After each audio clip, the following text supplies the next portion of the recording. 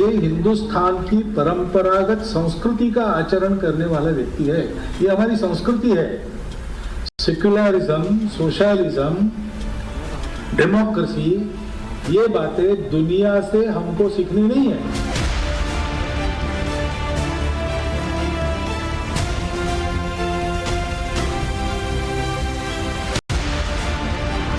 RSS पहले से कहता है कि जिसका राजनीतिक इंटरेस्ट होगा वो उसकी मनमर्जी का मालिक है। उसको ठीक लगे तो काम करे, नहीं लगे तो ना करे। व्यक्ति निर्माण और समाज संगठन का जो कार्य संघ ने अपने हाथ में लिया है वह राज्य सत्ता द्वारा संभव नहीं है, यह संघ का पहले से मानना है।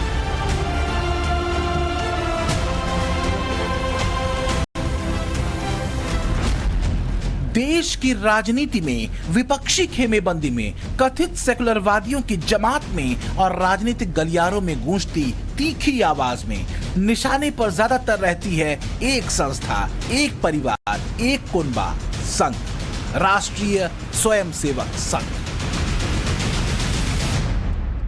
उसी राष्ट्रीय स्वयंसेवक संघ यानी आरएसएस का मंथन जब योगी के यूपी में हो, अपने 4 दिवसीय दौरे पर संघ प्रमुख मोहन भागवत की मुलाकात सीएम योगी से हो तो विपक्षी दलों के पेट में मरोड़ होना स्वाभाविक है। इसके पीछे वजह है संघ का सधा, सटीक और संकल्पित फ्रेमवर्क।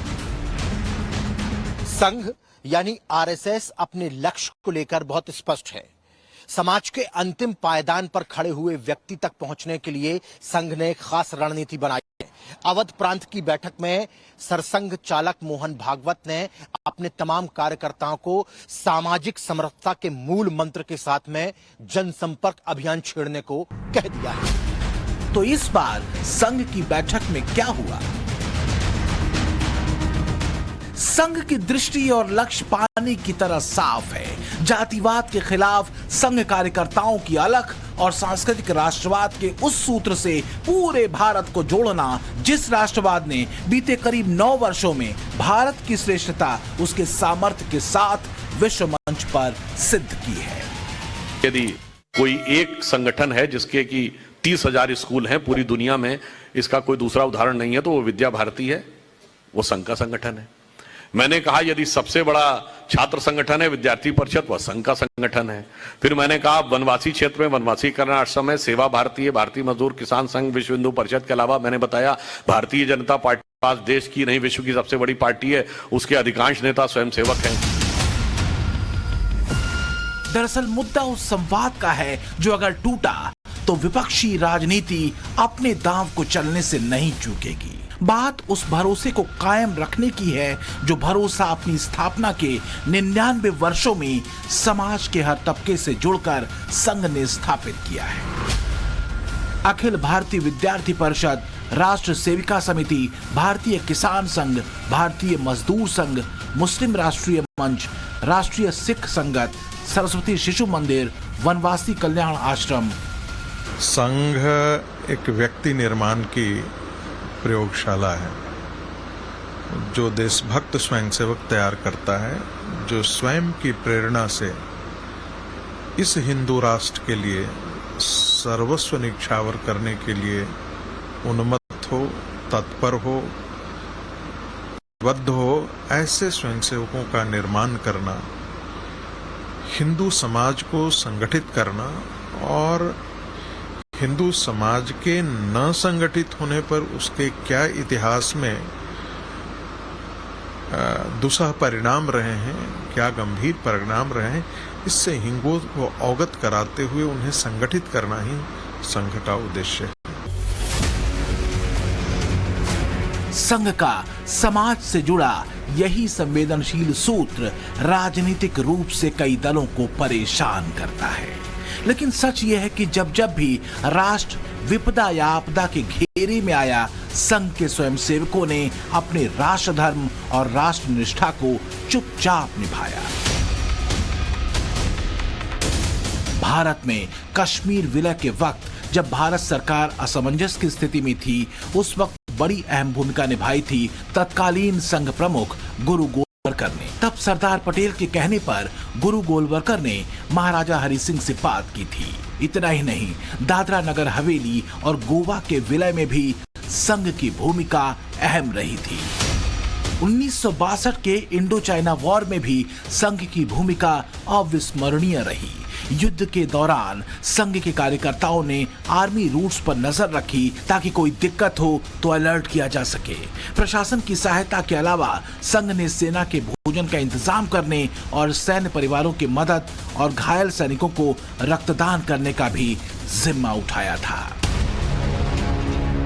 संघ के स्वयंसेवकों के राष्ट्र सेवा के इस योगदान पर तत्कालीन प्रधानमंत्री पंडित नेहरू ने संघ के स्वयंसेवकों को गणतंत्र दिवस की परेड में हिस्सा लेने का निमंत्रण दिया था और ये घटना ऐतिहासिक घटना बन गई। दरअसल संघ के राष्ट्र सेवा के कार्यों को इग्नोर करना संभव नहीं।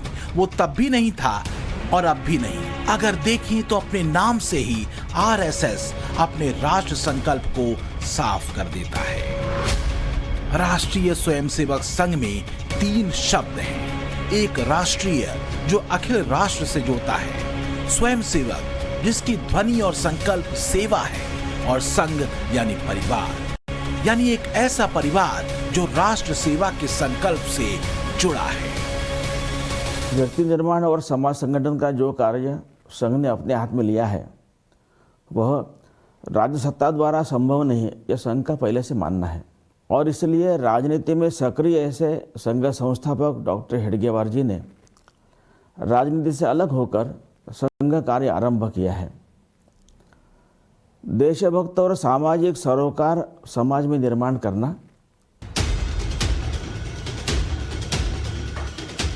सच ये है कि संघ के काम और संकल्प के बारे में जो लोग जानते हैं वो ज्यादातर राजनीतिक लकीर पर खींची गई परिभाषाएं हैं, लेकिन सच ये है कि संघ का लक्ष्य राजनीतिक कभी नहीं रहा। लेकिन मैं आरएसएस से जुड़ा रहा। बचपन से मेरा जो कुछ भी संस्कार हुआ, मेरी डिसिप्लिन आई, मेहनत करने का स्वभाव बना, उसमें आरएसएस का संस्कार का बहुत बड़ा रोल है। आरएसएस ने कभी भी, मेरे इतने साल के संबंध है, हम लोगों को न कभी इस प्रकार से काम करने के लिए कहा है।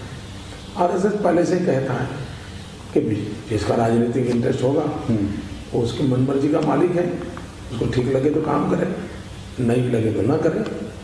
संघ की तरफ से इस प्रकार के कोई निर्देश होते नहीं। आजादी से पहले और आजादी के बाद एक नैरेटिव 1000 बार राजनीतिक मंचों से गढ़ा जाता रहा है संघ की विचारधारा और धार्मिक आग्रहों को लेकर।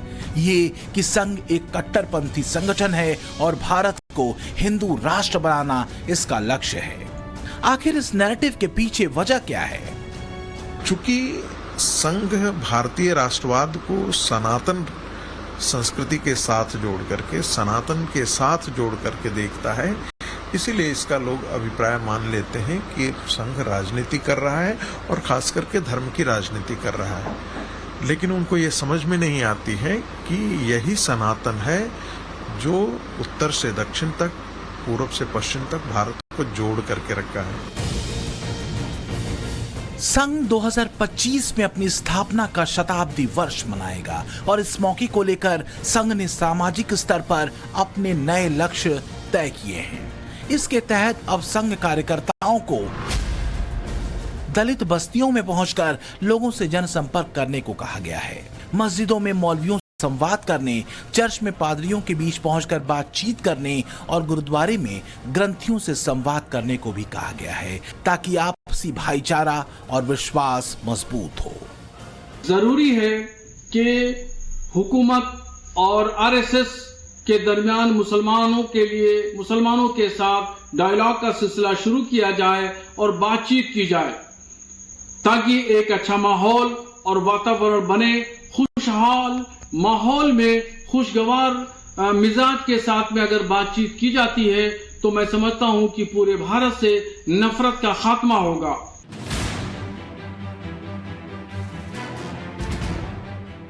दरअसल राजनीति से अलग राष्ट्रवादी धारा की ही लकीर पर डॉक्टर केशव बलिराम हेडगेवार ने संघ की स्थापना की थी। दिन विजयदशमी का था, तारीख थी 27 सितंबर 1925। तब संघ के प्रथम सरसंघचालक हेडगेवार ने अपने घर पर 17 लोगों के साथ गोष्ठी में संघ के गठन की योजना बनाई थी। 17 लोगों के विचार से शुरू हुआ संघ आज करीब 1 करोड़ से ज्यादा स्वयंसेवकों के एक बड़े परिवार में बदल चुका है। सिर्फ भारत में ही संघ के 50-60 लाख नियमित स्वयंसेवक हैं। 39 देशों में संघ से जुड़े हुए संगठन काम कर रहे हैं और 39 देशों में से 5 देश मिडिल ईस्ट के हैं। विदेशों में संघ से 430 के करीब ऐसे संगठन जुड़े हैं जो शाखाएं तो नहीं लगाते पर कई तरह से एक दूसरे की मदद करते हैं। हालांकि इनके सदस्यों की संख्या स्पष्ट रूप से नहीं मालूम, पर किसी भी आपदा में संघ के स्वयंसेवक पूरी निष्ठा से लोगों की सहायता के लिए जुड़ते रहे हैं। संघ की यही मजबूती विपक्षी पार्टियों को परेशान करती रही है, क्योंकि राष्ट्रवादी विचारधारा अगर देश में मजबूत होती है तो जाति और धर्म की तुष्टीकरण वाली राजनीति का खत्म हो जाना तय है। 2014 के बाद से कांग्रेस के साथ ही जातिगत राजनीति के आधार पर खड़ी की गई दूसरी सियासी पार्टियों का खस्ता हाल हो जाना इसका सबसे बड़ा उदाहरण है। तभी तो संघ के सांस्कृतिक राष्ट्रवाद को काउंटर करने के लिए चुने हुए शब्दों को बार बार विपक्षी पार्टियां मंचों से दोहराती हैं। इसमें सेकुलरिज्म, डेमोक्रेसी, हिंदुत्व, सामाजिक न्याय जैसे गंभीर शब्दों पर ज्ञान देश और दुनिया में बांटा जाता है। ये हिंदुस्तान की परंपरागत संस्कृति का आचरण करने वाला व्यक्ति है। ये हमारी संस्कृति है। सेक्युलरिज्म, सोशलिज्म, डेमोक्रेसी, ये बातें दुनिया से हमको सीखनी नहीं है। ये हमारी परंपरा में, हमारे खून में है। और इसलिए सबसे अधिक प्रामाणिकता से उसको लागू करके उसको जीवंत रखा हमारे देश ने रखा है। जाति और धर्म की जिस धुरी पर विपक्षी दल संघ पर हमले करते हैं, उसी संघ के बारे में बाबा साहब आम्बेडकर ने कहा था कि मुझे आश्चर्य होता है ये देखकर कि यहाँ पर स्वयंसेवक किसी भी प्रकार के भेदभाव के बिना किसी दूसरे की जाति जाने बगैर परस्पर भाईचारे से रह रहे हैं। इसी तरह देश के पूर्व राष्ट्रपति डॉक्टर जाकिर हुसैन ने संघ के बारे में कहा था कि आरएसएस के ऊपर दंगा और दहशतगर्दी का आरोप बिल्कुल बेबुनियाद है। परस्पर प्रेम, सौहार्द और संगठन, ऐसे विचार मुसलमानों को संघ से सीखना चाहिए। हिंदू होने का मतलब है किसी का तिरस्कार नहीं करना, किसी के खिलाफ नहीं होना। जो खिलाफ परम पूजनीय सर संचालक जी कहते हैं, हिंदू इस्लाम को खारिज नहीं करता है, न ही वो क्रिश्चियनिटी को खारिज करता है। दिक्कत तब आती है कि बाकी दूसरे धर्म जो हैं, जिन्हें अद्वैत धर्म कहते हैं, हम संप्रदाय उन्हें कहते हैं, वो बाकी धर्मों को खारिज करते हैं। इसी पथ पर फिलहाल संघ अपनी गति से चल रहा है। आने वाले अपने शताब्दी वर्ष में बात सिर्फ संघ के नए लक्ष्य की नहीं है, उस नए भारत की भी है जो विश्व गुरु की संज्ञा के साथ खड़ा होता है। ब्यूरो रिपोर्ट, टाइम्स नाउ, नव भारत।